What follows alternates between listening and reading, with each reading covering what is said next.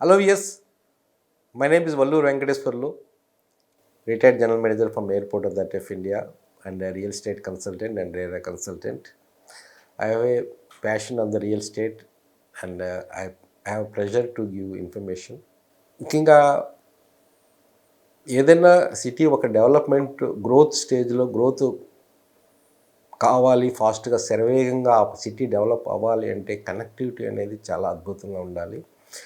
కనెక్టివిటీతో పాటు అటు rail connectivity, ఇటు రోడ్ కనెక్టివిటీ, పొల్యూషన్ ఎకో ఫ్రెండ్లీగా డెవలప్మెంట్ ఉంటే ఆటోమేటిక్గా ఏంటంటే ఫ్యూచర్ సిటీ అనేది మంచిగా డెవలప్మెంట్ ఉంటుంది అన్నమాట. పొల్యూషన్ లేకుండా, ట్రాఫిక్ కంజెషన్స్ లేకుండా ఉండటానికి మంచి అవకాశం ఉందన్నమాట. అట్లనే ఇప్పుడు ఒక స్ట్రెచ్ని ఇప్పుడు ఆల్రెడీ మనం మెట్రో ఫేజ్ 2లో కారిడార్ 4 గురించి తెలుసుకుందాం. ఇక్కడ కారిడార్ 4 యొక్క అద్భుతమైన స్ట్రెచ్ ఇది. మన సీఎం రేవంత్ రెడ్డి గారు తీసుకున్న చాలా గట్టి నిర్ణయము, మంచి క్రియేటివ్ అన్నమాట. ఇది యాక్చువల్గా ఇది ఏంటంటే ఈ స్ట్రెచ్ ఏంటంటే ఒక 24 స్టేషన్స్ 36.6 కిలోమీటర్స్ డిస్టెన్స్లో ఏంటంటే ఎక్కడి నుంచి నాగోల్ నుంచి శంషాబాద్ వరకు అనమాట. ఇది 24 స్టేషన్స్ రాబోతున్నాయి. ఈ స్ట్రెచ్ చూసుకుంటే ఏంటంటే చాలా వరకు మనకి ఓల్డ్ సిటీ అనేది చాలా నెగ్లెక్టెడ్, ఇప్పటివరకు ఏంటంటే ఇప్పుడు నెగ్లెక్టెడ్ ఏరియాగా మనం కన్సిడర్ చేయొచ్చు. ఎందుకంటే రోడ్స్ చాలా congested, traffic heavy, pollution heavy.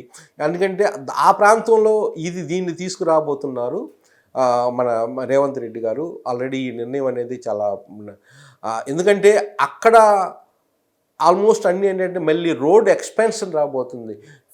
అదే ప్రాంతంలో ఎక్కడైతే మెట్రో రాబోతుందో రోడ్డు వైడనింగ్ చేయబోతున్నారు. 50 ఫీట్ రోడ్డు, 70 ఫీట్ రోడ్డు అట్లాగా తీసుకురాబోతున్నారు.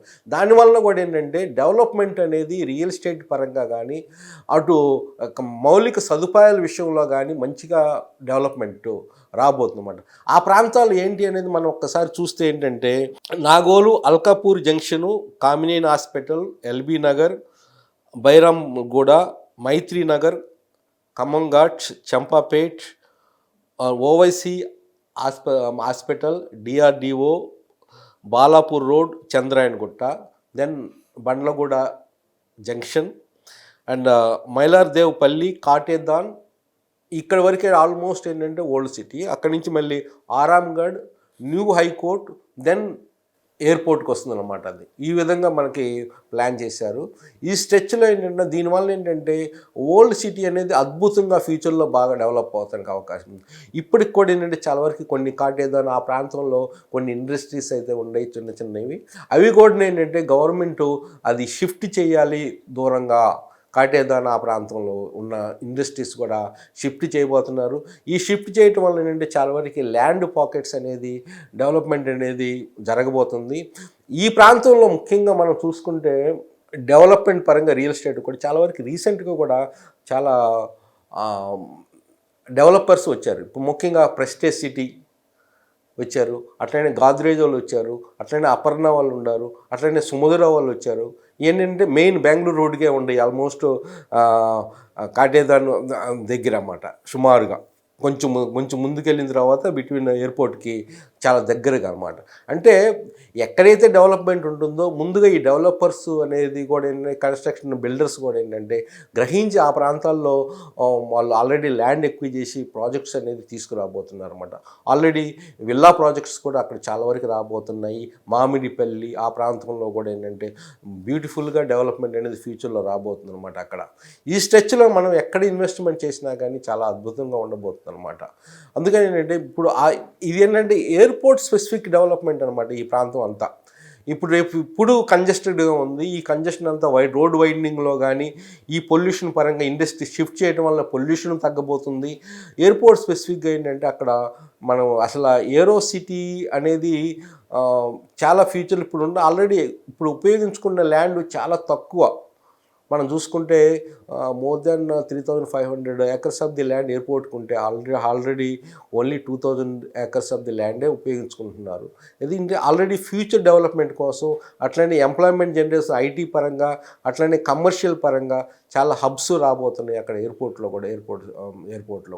ఇవన్నీ ఏంటంటే దీనివల్ల ఏంటంటే ఎంప్లాయ్మెంట్ జనరేషన్ అక్కడ రాబోతుంది ఫ్యూచర్లో, ఏది మన ఎయిర్పోర్ట్ దగ్గర. దాని ఇంపాక్ట్ ఏంటంటే ఆ చుట్టుపక్కల ప్రాంతాల్లో రెసిడెన్షియల్ పరంగా డెవలప్ అవడానికి అవకాశం ఉంది. కాబట్టి ఆ ప్రాంతాల్లో మీకు తెలిసిన ప్రాంతాలు చూసుకొని అక్కడ మీరు ఇన్వెస్ట్మెంట్ చేస్తే, అటు అపార్ట్మెంట్స్ కానీ, ఇటు విల్లాస్ కానీ, ల్యాండ్ కానీ, ఇవన్నీ అంటే కాకపోతే ఏంటంటే ఈ స్ట్రెచ్లో కొంచెం బడ్జెట్ అనేది ఎక్కువే ఉండవచ్చు. డెఫినెట్గా మీరు అపార్ట్మెంట్కి వెళ్తే మినిమం 1 crore అయితే కావాల్సి వస్తుంది. విల్లాస్కి వెళ్తే 2 crores minimum, more than 2 crores అయితే కావాల్సి వస్తుంది. దాన్ని ఎవరి బడ్జెట్ని బట్టి. అట్లనే ల్యాండ్ అయితే మీరు ఎక్స్ప్లోర్ చేయొచ్చు. నియర్ అబౌట్ 40,000 50,000 ఆ ప్రాంతంలో కొన్ని పాకెట్స్ అయితే మీకు దొరకడానికి అవకాశం ఉంది. ముందుగా ఎవరైతే బడ్జెట్ని బట్టి మీరు ఇన్వెస్ట్మెంట్ చేయొచ్చు అన్నమాట. అంటే ఇప్పుడు బాగలేదు ఏరియా, కానీ ఫ్యూచర్లో డెవలప్మెంట్ అవటానికి మంచి అద్భుతమైన అవకాశం. ఎందుకంటే ఏ సిటీ అయినా కానీ డెవలప్మెంట్ అవటానికి మంచి స్కోప్ అని అంటే చుట్టుపక్కల ఎయిర్పోర్ట్ చుట్టుపక్కల ఉన్న ప్రాంతం. అదిగాక ఏంటంటే ఈ శంషాబాద్ ఎయిర్పోర్ట్కి ఒక ప్రత్యేకత ఉంది. చాలా అవార్డ్స్ ఎవ్రీ ఇయర్ ఏదో అవార్డ్స్ వస్తూనే ఉన్నాయి. దానివల్ల కూడా ఏంటంటే ఆ ఏరియాస్లో కూడా ఏంటంటే చాలా డెవలప్ చేస్తున్నారు. అట్లనే ఇందాక మనం చెప్పుకున్నట్టు కూడా హెల్త్ హబ్ అని, హెల్త్ సిటీ అంటే అక్కడ అన్ని హాస్పిటల్స్ రాబోతున్నాయి. దానివల్ల ఎఫెక్ట్ ఏంటి, ఫారిన్లో ఇప్పుడు ఇండియాలో ఏంటంటే హాస్పిటల్ ఛార్జెస్ కానీ, ఒక ఆపరేషన్ ఛార్జెస్ కానీ చాలా తక్కువ. ఎవరైనా ఫారిన్ కంట్రీస్ కూడా వచ్చేసి వాళ్ళు ట్రీట్మెంట్ తీసుకొని అక్కడ కొన్ని హోటల్స్లో కానీ అక్కడ ఆ ఏరియాస్లో ఉండి మళ్ళీ వెళ్ళిపోవచ్చు అనమాట. అట్లనే ఏదైనా మీటింగ్స్ జరపాలనుకుంటే ఫంక్షన్ హాల్, బ్యాంక్వెట్ హాల్స్ కూడా రాబోతున్నాయి ఆ ఎయిర్పోర్ట్ సిటీలో. అంటే అన్ని విధాలా ఏంటంటే ఒక కమర్షియల్గా డెవలప్ అవ్వగల ప్రాంతము, ప్లాన్ చేస్తున్న ప్రాంతము, పొటెన్షియల్ రియల్ ఎస్టేట్ పరంగా పొటెన్షియల్ ఉన్న ప్రాంతం ఏదైనా ఉంది అంటే ఫ్యూచర్లో అది ఎయిర్పోర్ట్ స్పెసిఫిక్ ఏరియాస్ అన్నమాట. డెఫినెట్గా మీరు ఎక్స్ప్లోర్ చేయండి. ఇది కాకపోతే ఏంటంటే మీ ఇన్వెస్ట్మెంట్ కొంచెం ఎక్కువ ఉండొచ్చు.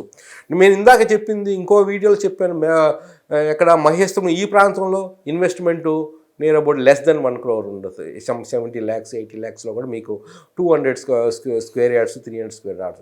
ఇక్కడ మాత్రం 1 crore అయితే ఉండాల్సి వస్తుంది అని. అంటే మన యొక్క క్యాపబిలిటీని బట్టి, మన బడ్జెట్ని బట్టి, మన యొక్క టైం హారిజన్ని బట్టేసేసి ఎంతవరకు మనం హోల్డింగ్ చేయాలా, ఎప్పుడు కావాలన్న దాన్ని బట్టి కూడా మనము ఆలోచించి జాగ్రత్తలు తీసుకొని మీరు ఇన్వెస్ట్మెంట్ చేస్తే డెఫినెట్గా మంచి అవకాశం ఉందని ప్రాంతం అన్నమాట. మీరు మంచిగా ఇన్వెస్ట్మెంట్ చేసి లబ్ధి పొందాలని ఆశిస్తున్నాను. ఇట్లు మీ వెంకటేశ్వర్లు. నా ఫోన్ నెంబర్ 8121748850, 8121748850. ఇది మీరు ఈ వీడియో మీకు నచ్చినట్లయితే మిగతా మీ ఫ్రెండ్స్ కూడా లైక్ చేయండి. ఇన్ఫర్మేషన్ లైక్ చేసి ఉంటారని ఆశిస్తున్నాను. Thank you very much.